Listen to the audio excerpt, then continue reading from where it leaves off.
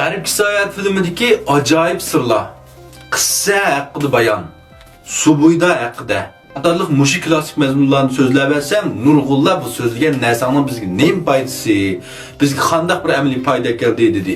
Əlbəttə bunu bilgənlər bildi, mənəvi cəhətdən fayda etkilə aldım. Şundan əmdi bir maddi cəhətdən fayda etkilə alığıdak bir nəsini tücən qılay. Yəni üzümüzdən telefondan faydalanıb zaman qalmaz pul tepiş usulü.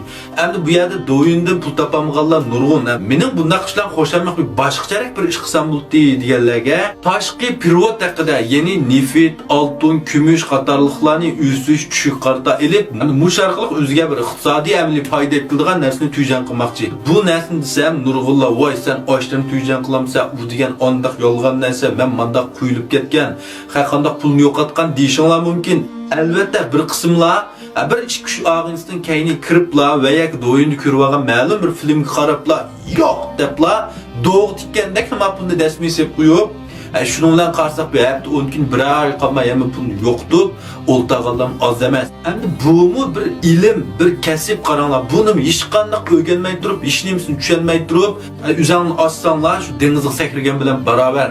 Buni maxsus mushundaq shirkatlarda ishlayotgan xizmat tajribasi bor. Maxsus mushlarni sizlarga o'rgatib qo'yadigan odamlar bor. Avval shulardan bir anglab beqib, tushunib beqib, tadqiq beqib, his qilib beqib, anından keyin o'ynamamsizlar.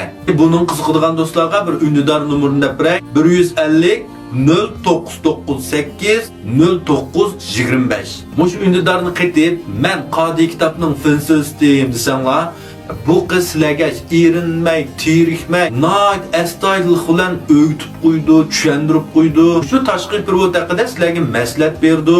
İteklaydı, öğütüdü, mulazimet qildi. Şuna bu pulni domlatishga bak oldirab ketmay, oldi bilan shunday kasbiy xodimlardan bir o'rganib, tushunib, andan shundami bir ma'lum bir tushunchaga ega bo'lib, moliya bexatarligiga ega bo'lib, bo'lgandan keyin qilsanglar bo'ldi. Shunday darni pinunchi 21 yozib qo'ymay, yoqtiradigan do'stlar qo'shib olinglar. Rahmat.